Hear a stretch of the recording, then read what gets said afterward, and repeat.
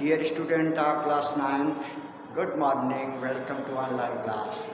In the previous video, I taught the first opening stanza of the poem, The Lake Isle of Innisfree. So first of all, I would like to teach you the second and the last stanza of this poem. Afterward, I will explain about some important question answers of this poem. Second stanza, and I shall have some peace there.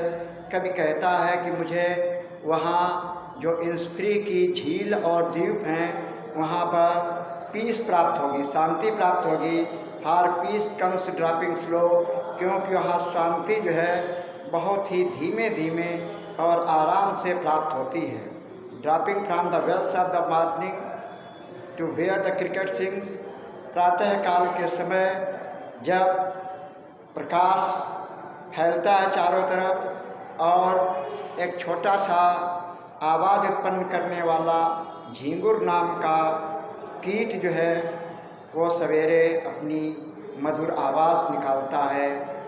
There Midnights all ए ग्रीमर, और वहाँ पर प्रातःकाल तो झींगुर की आवाज़ सुनाई देती है और अर्धरात्रि के समय वहाँ पर तारों का टिमटिमाना मध्यम प्रकाश दिखता है।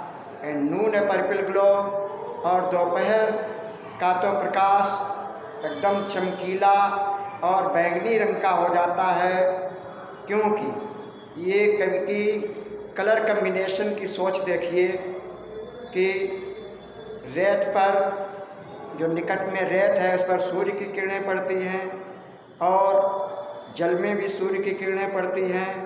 जल का प्रतिबिंब जब रेत पर आता है तो उसका पर्पल ग्लो कलर बनता है। And evening full of the linnet's wings, शाम के समय रंग बिरंगे पंखों वाली जो लिनेट है, लिनेट जाट नाम की चिड़िया, वह शाम का मनोरम वातावरण बनाती है। Dear students, now the third and last stanza is I will arise and go now.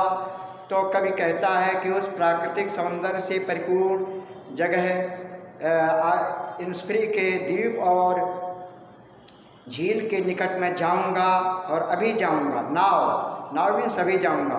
For always night and day, क्योंकि वहाँ रात दिन I hear the lake water lapping with low sound by the shore, मुझे वहाँ पर झील की लहरों का कलकल करता हुआ जल जो तटों से टकराता है उसकी आवाज़ सुनाई देती है।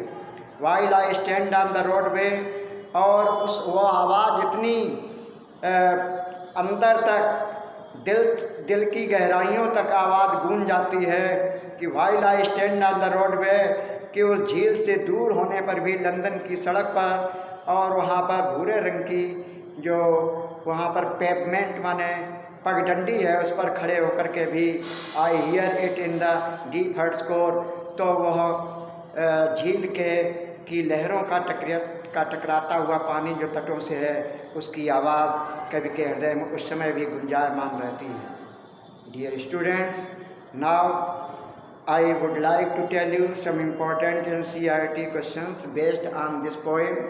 The first question is What are the three things the poet wants to do when goes back to Innisfree? कवि जब इन्निसफ्री जाता है तो इन्निसफ्री में कौन कौन से तीन काम करना चाहता है? The three things the poet wants to do, तीन चीज़ें जो कवि करना चाहता है वो है number 1 to build a small hut of clay and wattle, वहाँ पर बांस की खपाचों से और गीली मिट्टी से वो वहाँ पर कॉटन बनाना चाहता है। कॉटन बनाना number 2 to grow 9 rods of beans, सेम की 9 कतारों को उगाना, और उसके बाद number 3 to breed hive of honey bees, और उन सेम के पौधों में हनी के हाई किस्म की मधुमक्खियों का पालन करना। ये इस तरह से कवि ने तीन कार्य अपने मन में सोचे थे कि इसमें जाकर के तीन कार्य करें। Next question, what does the poet see and hear there and what is its effect on him? कवि इस प्रेम में क्या सुनता है, क्या देखता है और उसका प्रभाव क्या पड़ता है कवि के दिमाग में। The poet hears the cricket sound, कवि जो है वहाँ पर झींगुर की गीत को सुनता है, गुनगुनाना। Lapping of waves of lakes, और समुद्र को झील की लहरों की कलकल की आवाज़ सुनता है। And sees the midnight glimmer, और वह मध्य रात्रि के टिमटिमाते हुए प्रकाश को देखता है। पर्पल ग्लो एट नून, दोपहर के समय चमकते हुए बैंगनी रंग को देखता है, बैंगनी रंग का प्रकाश। And linnet's colourful wings in the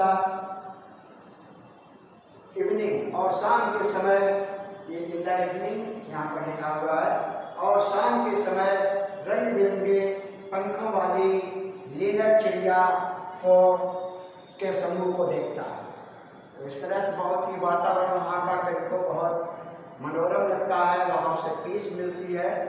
next question number 3, what does the poet hear in his heart's core when he is far away from Innisfree, जब कवि इंस्फ्री से दूर लंदन की सड़क पर या वहाँ पर मार्ग पर होता है, तो दिल से उसे कौन सी, दिल की अंदर की गहराई पर कौन सी आवाज़ गुंजायमान लगती है।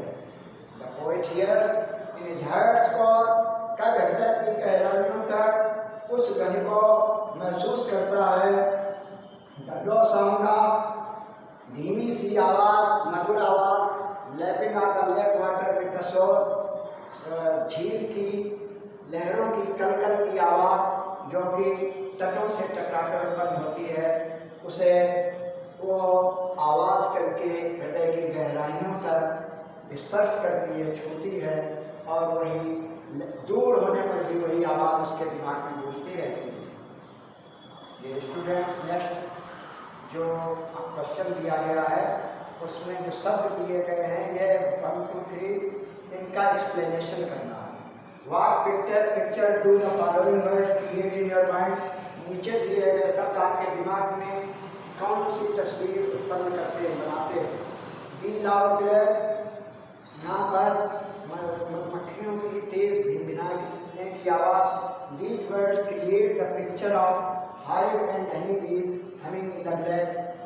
यह इन शब्दों का मतलब यह है कि जो तस्वीर उत्पन्न होती है वो मधुमक्खी एवं उसके छत्ते की और उसके बनाने की आवाज़ गूंजती हुई।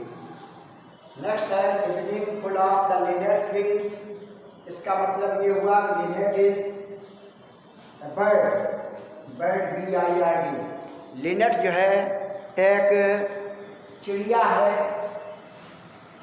लिनेट एक ऐसी चिड़िया है जिसके कि पंख बहुत ही रंग बिरंगे होते हैं, और व्हेन इट